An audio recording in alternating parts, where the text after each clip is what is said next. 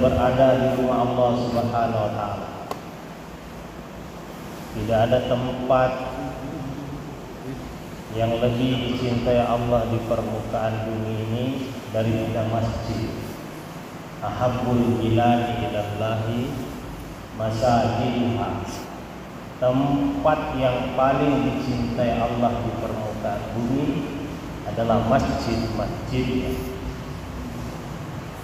Walaupun pasar itu terbuat dari marmer Lampung, masjidnya terbuat dari tanah lempung, Allah lebih cinta masjid. Satu butir pasir yang kita bersihkan dari masjid itu bisa menjadi mahar bidadari. Satu karung pasir kita bersihkan dari istana negara tidak bisa jadi mahar pramugari. Betapa mulianya masjid ini. Orang yang berwudu dari rumahnya kemudian berjalan menuju masjid, setiap langkahnya digugurkan dosa-dosanya, diberikan pahala dan diangkat derajatnya. Dalam setiap langkah 3 keuntungan. Tidak ada keuntungan seperti ini dijanjikan Allah kepada orang yang berangkat ke pasar, kepada orang yang berangkat ke kebun, kepada orang yang berangkat ke kantor. Tapi orang yang berangkat ke masjid, setiap langkahnya digugurkan dosa, setiap langkahnya diberikan pahala, setiap langkahnya diangkat derajat. Betapa mulianya nih orang yang berjalan menuju ke masjid. Maka kita bersyukur hadirin yang mulia. Dan saya terus terang merasa iri hati kepada Joe Biden, Presiden Amerika, kepada Presiden Turki, siapa namanya? Erdogan, kepada Perdana Menteri Australia, kepada seluruh kepala-kepala negara yang tempo hari datang ke Indonesia. Datangnya ke Indonesia itu statusnya diundang. Saya datang ke masjid sama statusnya, diundang. Yang mengundang para kepala negara dari seluruh penjuru dunia itu adalah Bapak Presiden Jokowi. Yang mengundang saya datang ke masjid ini adalah muazzin. Ini muazzin adalah utusan Allah Subhanahu wa taala. Jadi secara status kedatangan saya ke rumah Allah dan kedatangan kepala negara itu ke Indonesia itu sama, yakni diundang.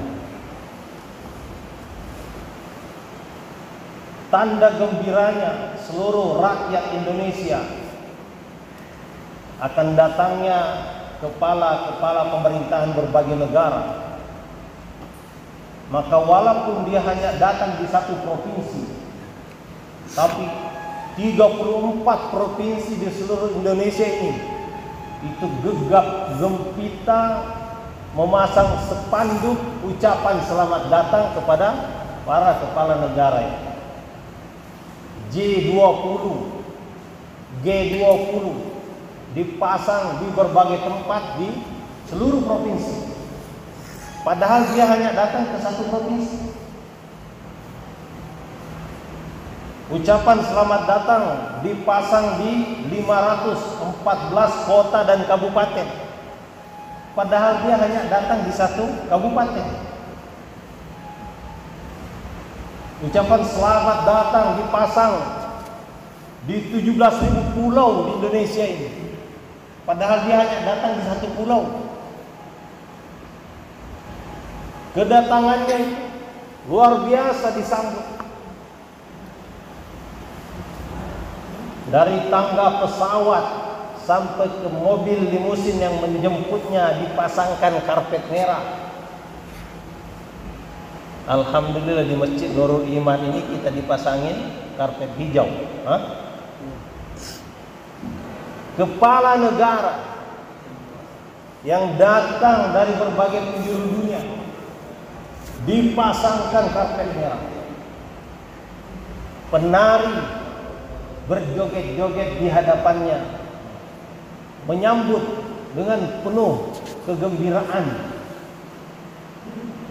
Di sana berdiri Presiden Republik Indonesia, berdiri para menteri, berdiri para gubernur, para bupati, gembira dengan kedatangan kepala-kepala negara. Hadirin yang mulia,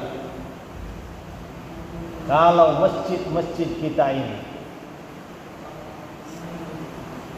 menyambut tetamu-tetamu Allah dengan cara penyambutan seperti menyambut tetamu G20 kemarin di Denpasar, Bali, maka 1 juta masjid Indonesia insya Allah akan jadi makmur. Berdiri di depan pintu gerbang itu ketua DKM, berdiri di depan pintu gerbang itu ketua masjid, imam masjid, marbot, tukang beduk, berdiri menyambut. Kenapa mau berdiri menyambut? Karena yang datang ke masjid ini bukan sembarang orang. Yang datang ke masjid ini adalah tamu-tamu Allah Subhanahu wa taala. Ayo, lebih tinggi mana tamu Allah daripada tamu presiden? Lebih tinggi tamu Allah Subhanahu wa taala. Tamu presiden datang, disediakan tempat tidur yang bagus, hotel yang bagus, yang bersih, yang wangi. Seharusnya tamu Allah yang datang disediakan hotel yang 10 kali lebih besar, lebih bersih 10 kali, lebih wangi 10 kali. Bagaimana hadirin? Tamu presiden yang datang disediakan makanan yang bagus, yang lezat-lezat. Harusnya tamu Allah yang datang disediakan makanan yang lebih enak, yang lebih lezat, 10 kali lezatnya daripada tamu presiden. Tapi hari ini orang ini tidak mengenal siapa yang datang ke masjid. Dan hari ini orang tidak kenal siapa yang punya masjid. Yang punya masjid bukan Haji Said, yang punya masjid bukan Haji Malikin, yang punya masjid bukan Haji Zakaria. Siapa yang punya masjid? Yang punya masjid adalah Allah Subhanahu wa taala. Haji Said, Haji Malikin, Haji Zakaria itu dititipin jadi tukang jaga rumah Allah Subhanahu wa taala. Menjadi panitia pengurus rumah Allah Subhanahu wa taala.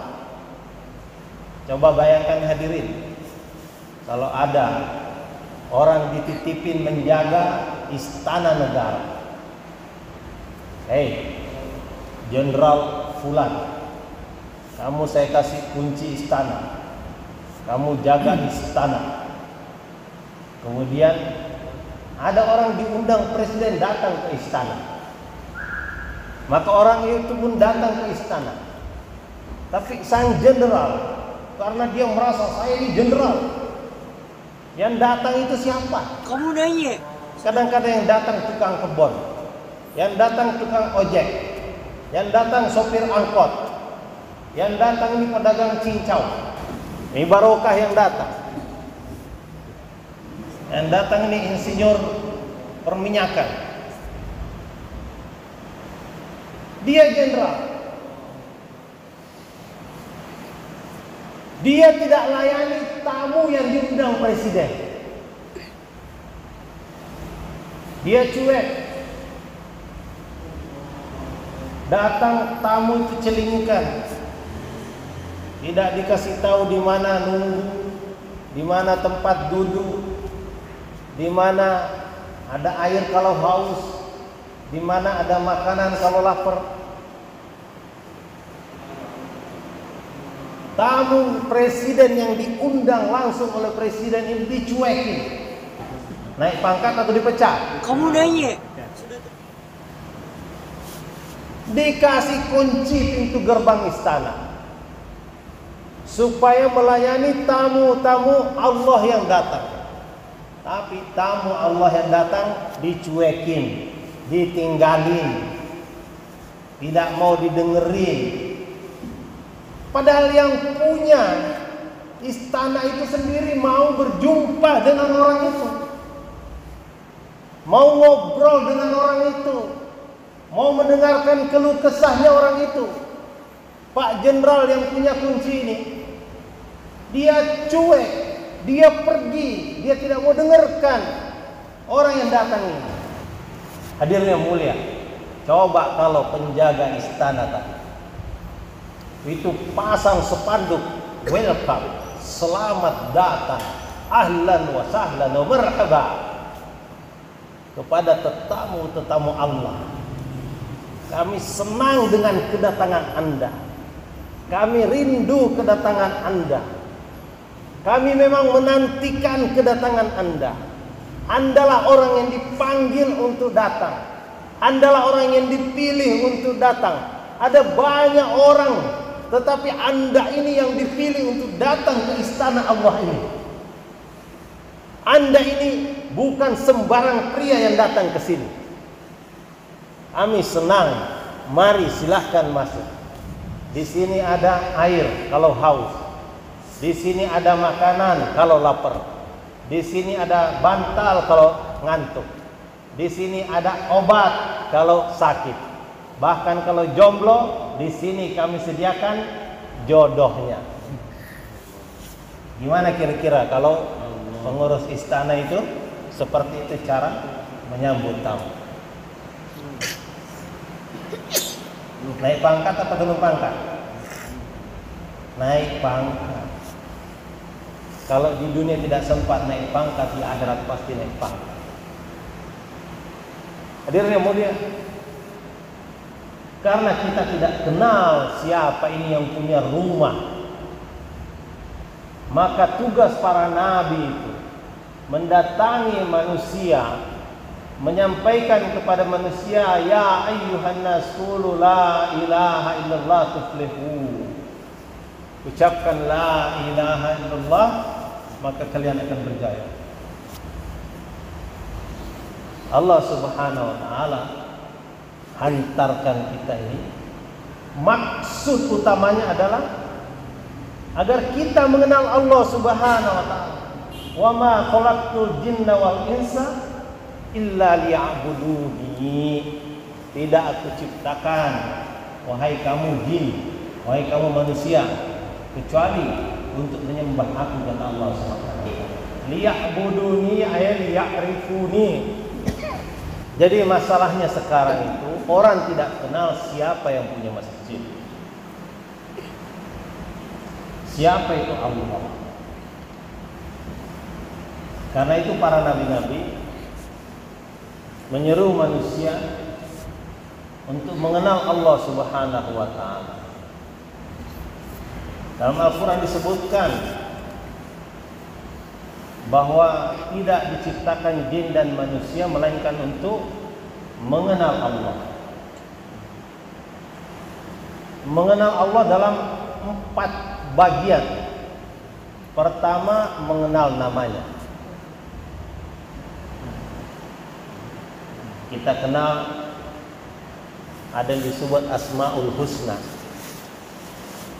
Mengenal nama Allah Subhanahu wa taala. Kalau ahli tasawuf itu mengatakan bahwa nama Allah ada 3.000. 1.000 nama hanya diketahui para malaikat. 1.000 nama hanya diketahui para nabi. 300 nama adanya di dalam kitab Taurat. 300 nama adanya dalam kitab Zabur. 300 nama adanya dalam kitab Injil. 99 nama adanya dalam kitab Al-Quran. Dan satu nama ini rahasia Allah sendiri. 3000 nama. Tapi kita ini mengenal Asmaul Husna 99 itu. Ar-Rahman, Ar-Rahim, Al-Malik, Al-Quddus, As-Salam, Al-Mu'min, Al-Muhaimin. Untuk mengenal Allah itu dari namanya dulu. Kita kenal Pak Zakaria, Pak Kepala Sekolah, Pak Penilik. Itu nama dia juga. Satu orang namanya banyak. Minimal kita kenal 99 nama Allah. Yang kedua, mengenal sifatnya. Wujud, qidam, baqa, mukhalafatul lil hawadis, qiyamu binafsi. Itu 20 sifat minimal kita kenal. Yang ketiga, mengenal af'al Allah, perbuatan Allah. Matahari yang terbit ini perbuatan Allah. Kalau matahari tidak mau terbit, tidak boleh Amerika marah-marah. Kita mau kerja ini, kenapa matahari tidak naik? Atau matahari mau terbenam, Cina lagi ngecor jalan, jangan terbenam dulu, kami masih memerlukan cahaya matahari. Ini matahari terbit terbenam af'al Allah. Beredarnya bulan, bintang, galaksi, planet, klaster-klaster, ini semua af'al Allah. Angin yang berhembus, ini af'al Allah. Darah kita yang bergerak di dalam urat-urat nadi, ini adalah af'al Allah.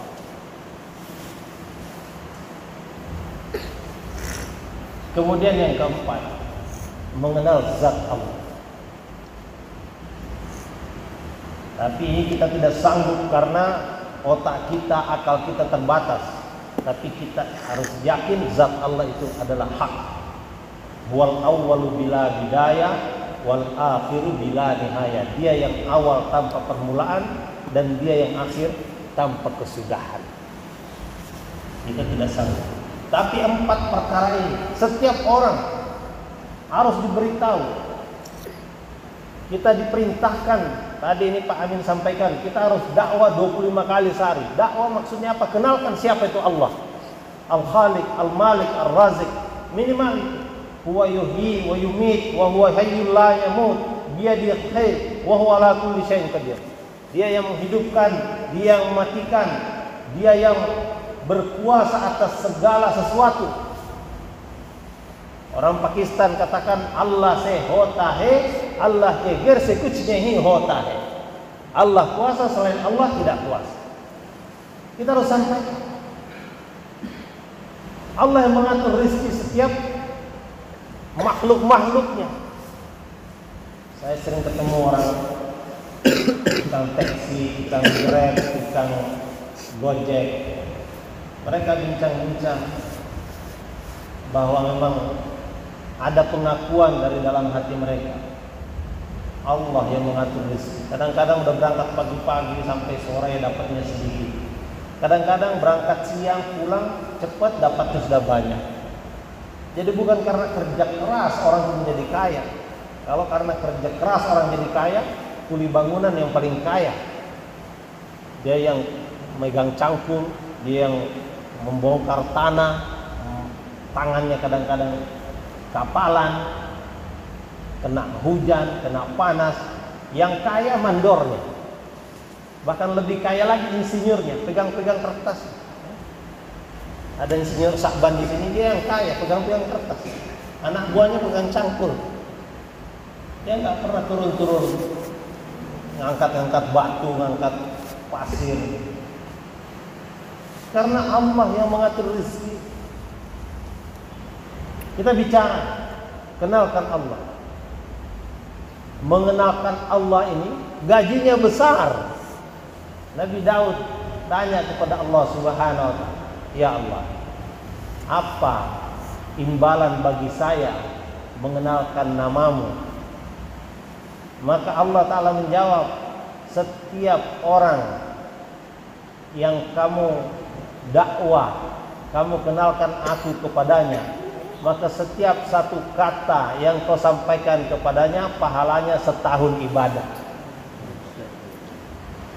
Bicara setengah jam bisa 3.000 kata, 3.000 tahun pahala ibadah. Tapi lisan kita bicaranya perkara-perkara yang lain. Lisan kita bicara kebun, bicara kantor, sawah, ladang, pabrik. Semua akan ditinggalkan. Dunia ini sementara, akhirat yang selamanya. Di dunia ini hari ini kita berjalan di atas permukaan bumi, tapi tidak lama lagi kita akan ditimbun di bawah permukaan bumi. Ada orang sore-sore masih duduk di beranda, tapi malam-malam sudah tidur di dalam keranda. Understand? Dunia ini bukan tempat tinggal, hadirin. Dunia tempat meninggal. Dan sehari di akhirat sama dengan 1000 tahun di dunia. Itu minimalnya. Sehingga kalau ada orang di dunia ini umurnya 1000 tahun, itu sama dengan sehari di akhirat saja. Sama dengan 24 jam akhirat saja. Kalau dia 1000 tahun, mana ada orang sekarang umurnya 1000 tahun. Kita bagi dua saja, umurnya 500 tahun. Itu sama dengan setengah hari akhirat, sama dengan 12 jam akhirat. Itu kalau dia 500 tahun umurnya.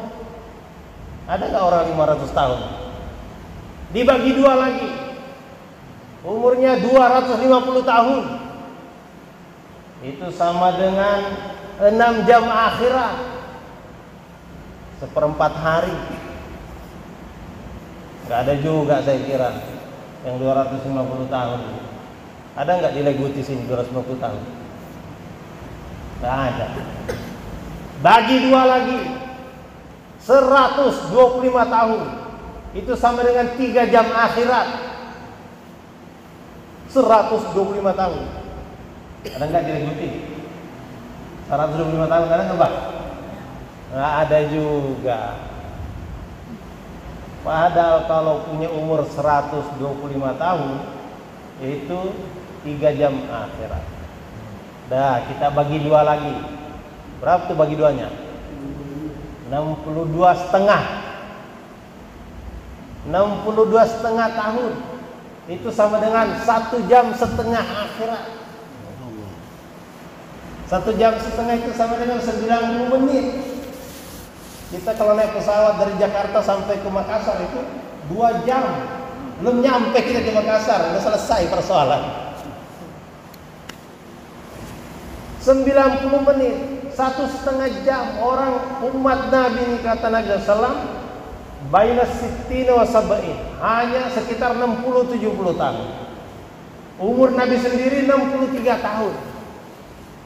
Mbak berapa umurnya? 70. Wah, 70. Udah dapat bonus, lewat umur Nabi. Umur Nabi aja 63. Mbak ini panjang umur. Udah diberi bonus 7 tahun untuk bertobat kepada Allah Subhanahu wa taala. Andai kata kita tahu nih, umur kita sama dengan umur Nabi. Berapa tadi umur Nabi? 63 tahun. Maka kita bisa ngukur, kalau sekarang umurnya sudah 40, berarti sisanya 23 tahun. Kalau umurnya sudah 50, berarti sisa 13 tahun. Mbak pinter ngitung. Kalau umurnya sudah 60, sisa 3 tahun. Anak masuk SMP, terima ijazah, udah wassalam.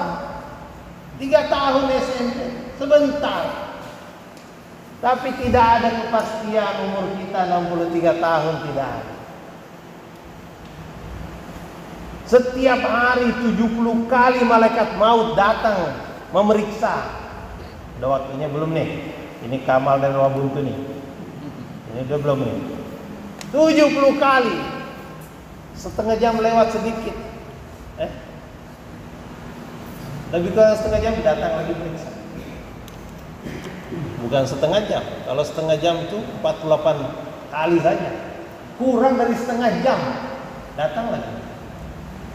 Baru menikmati semangkok bakso atau semangkok bakmi, udah datang lagi.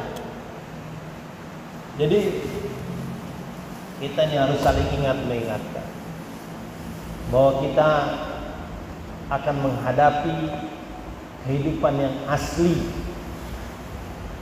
bukan kehidupan dunia ini. Kehidupan dunia ini akan kita tinggalkan. Di hadapan Allah, yang paling mulia itu yang paling bertakwa. Inna akramakum indallahi atqakum. Yang paling mulia di sisi Allah di antara kamu adalah paling takwa. Yang paling takwa. Di dunia ini jenderal memang lebih mulia daripada kopral. Tapi di akhirat bisa jadi kopral lebih mulia daripada jenderal. Di dunia kalau jenderal lewat, kopral hormat. Tapi di akhirat bisa jadi kopral lewat, jenderal hormat. Jadi tergantung takwa. Maka iman dan takwa harus kita usahakan. Dan tempat mengusahakan iman dan takwa di masjid, di rumah Allah Subhanahu wa taala. Mengusahakan iman dan takwa ini tidak bisa di kebun, tidak bisa di pasar, tidak bisa di kantor. Pusat untuk mengusahakan iman dan takwa adalah di masjid. Ada anak kemarin tendang nenek-nenek. Saya tanya, kira-kira mata pelajaran apa yang cocok diberikan kepada anak ini supaya dia hormat kepada orang tua? Nggak ada yang jawab bahwa mata pelajaran agama. Ada pengusaha muda tonjok-tonjokan, berkelahi. Saya tanya lagi, kira-kira mata pelajaran apa yang cocok diberikan kepada para pengusaha muda ini dulu waktu sekolah supaya mereka tidak tonjok-tonjokan? Nggak ada juga yang menjawab mata pelajaran agama. Jadi memang hari ini mata pelajaran agama itu sudah dibuka. Kalau mata pelajaran agama sudah tidak diajarkan, maka siap-siaplah. Nanti jenazah-jenazah kita tidak akan disolatkan oleh anak-anak kita. Nanti jenazah kita diproyekkan. Kalau 10 orang yang sholat, sekian biayanya. Kalau 40 orang, sekian. Kalau pakai yasin, tarifnya sekian. Kalau yasin plus doa, tahlilan, sekian. Jadi proyek nanti. Kita akan jadi sumber-sumber proyek. Hadirin yang mulia, kita harus kembali. 100% laki balik harus kita ajak datang ke masjid. 24 jam masjid kita harus hidupkan. Kemarin kami di Cinere, ada tukang bubur. Tukang bubur ini dia bilang, saya buka buburnya 12 jam karena saya sendiri. Adik saya lagi pulang kampung. Biasanya saya buka 24 jam gantian sama adik. 2 orang saja jualan bubur bisa buka 24 jam. Pengurus masjid kadang-kadang 50 orang, 60 orang. Itu tidak bisa buka masjid 24 jam. Kami dengan Pak Wali Kota Bengkulu, Helmi Hasan, pergi ke Garut. Itu di Garut, di pinggir jalan besar ada penjual gorengan. Itu di kaca tempat gorengannya itu dipajang tertulis gorengan buka 24 jam.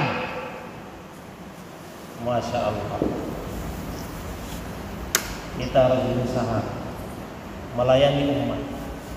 Kenapa kita harus berusaha melayani umat? Buka masjid 24 jam. Karena masjid ini sumber datangnya hidayah, sumber datangnya barokah. Itu sebelum datangnya Islam, kehidupan sahabat jahil, mereka degil, mereka musuhan, mereka perang, mereka miskin. Kemudian datang Islam kepada mereka. Mereka pun beriman. Nabi mendirikan masjid sebagai pusat untuk mendidik mereka. Maka dari masjid lahir orang-orang yang tadinya jahil berubah jadi alim, tadinya degil berubah menjadi beradab, tadinya musuhan berubah menjadi kasih sayang, tadinya perang berubah menjadi damai, tadinya miskin berubah menjadi kaya. Di masjid. Karena di masjid ini ada janji Allah Subhanahu wa taala.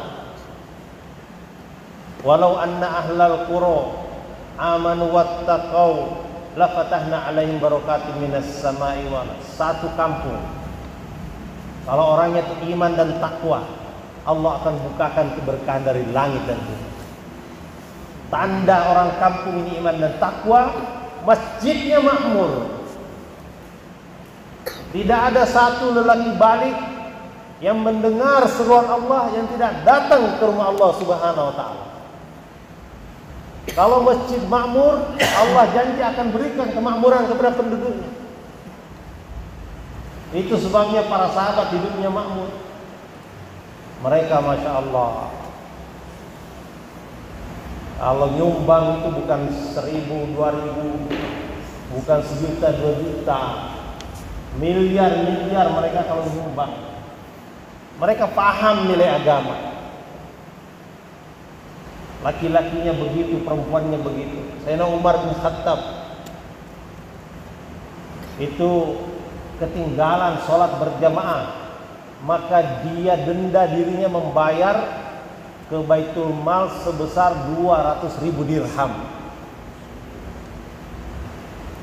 Kalau 1 dirham itu kalau dikonversi kira-kira zaman sekarang itu bisa beli seekor ayam. Kalau 1 dinar bisa beli seekor kambing. Supaya gampang. Dirham seekor ayam, dinar seekor kambing. Jadi kalau 200.000 dirham sama dengan 200.000 ekor ayam. 200.000 ayam itu kalau 1 truk itu isinya berapa ekor ayam biasanya? 1.000. 1 truk 2.000 ekor ayam. Jadi perlu 100 truk untuk mengangkut ayam denda Sayyidina Umar karena terlambat sholat berjamaah. 1 truk panjangnya berapa? Siapa yang orang truk di sini? Ada 5 meter. 1 truk 5 meter. 5 kali 100 berapa? 500 meter. Setengah kilometer. Truk berjejer untuk membayar denda ketinggalan sholat berjamaah. Kenapa truk banyak sekali? 500. Di Bengkulu sering itu truk berjejer. Kenapa banyak sekali truk? Rupanya ngantri beli solar. Saya kira itu ngantri membayar dendanya wali kota terlambat sholat berjamaah. Ternyata ngantri beli solar. Umar bin Khattab 200.000 dirham dia bayar untuk membayar denda sholat berjamaah. Paham nilai sholat, paham siapa yang disembah, paham siapa yang memanggil. Alhamdulillah, hadirnya mulia kita ini sudah punya masjid. Kita tinggal syukuri. Bagaimana caranya agar masjid kita dikelola sebagaimana mengelola masjid Nabi. Maulana Zakaria rahmatullahi katakan, setiap masjid di permukaan bumi ini adalah anak-anak Masjid Nabawi. Jadi jangan sampai kita buat amalan yang berbeda dengan amalan yang ada di Masjid Nabawi. Apa yang ada di sana ada namanya amalan dakwah, ada yang namanya amalan taklim, ada namanya amalan zikir ibadah, ada namanya amalan khidmat. Ini harus ada di masjid kita. Kalau ini tidak ada di masjid kita, takut nanti masjid kita tidak diakui sebagai anak Masjid Nabi.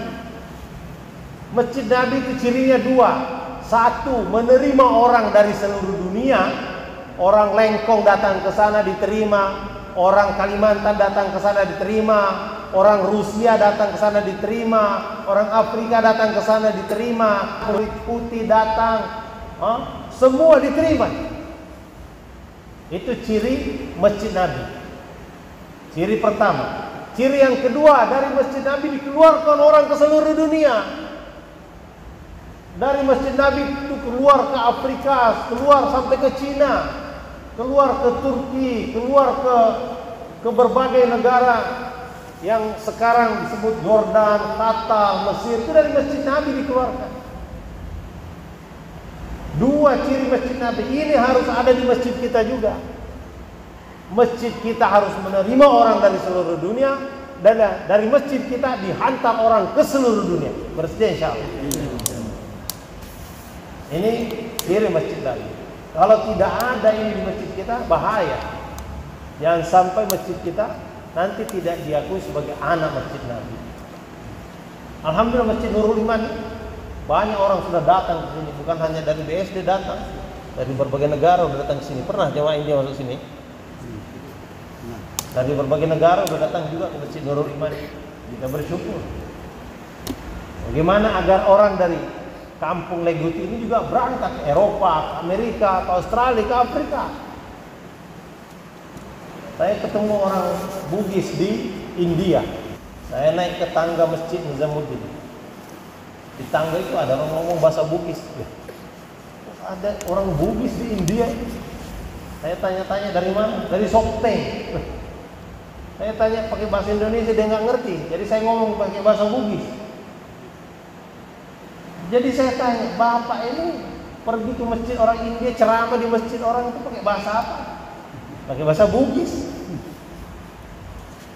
Jadi nggak usah khawatir. Pergi ke seluruh dunia, berangkat ke Eropa, ke Amerika, ke Australia. Sebentar lagi dari Masjid Kebun Jeruk akan ada jamaah berangkat ke Swiss, ada yang berangkat ke Senegal. Saya baru ketemu jamaah dari Maros, itu baru pulang dari Armenia. Maros itu Sulawesi Selatan, baru pulang dari Armenia. Armenia itu sampingnya Rusia, kata bekas Rusia juga. Ada yang sekarang bergerak di Brazil, ada di Argentina, ada di Haiti, ada di Australia kemarin berangkat, ke Thailand.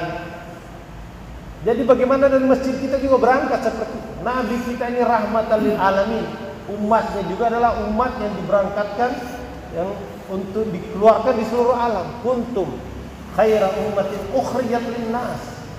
Keluar jumpai manusia di mana saja manusia. Di Eropa, di Amerika, di Australia.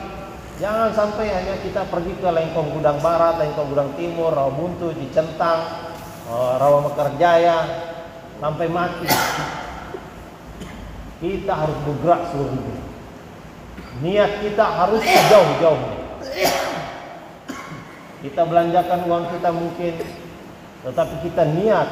Kita dalam sholat mengucapkan inna sholati wa nusuki wa mahyaya wa mamati lillahi rabbil, sesungguhnya sholatku, kemudian ibadahku, kemudian hidupku, matiku, seluruhnya untuk Allah Ta'ala.